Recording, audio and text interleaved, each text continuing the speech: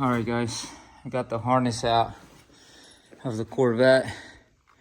No more harness, no more sun visors. Looking more like this one right here. Yeah, this thing, I just need to take that computer out and this bar out and then that whole entire thing and transfer it over to this one. So still a lot of work left, but we're getting it done. This thing looks like it's glued on there, so we're gonna have to somehow get it out.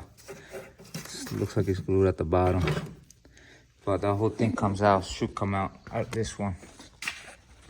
But I think this one's glued on as well. So we'll see what we're doing. We might even leave that there and see if we can take out the ECU.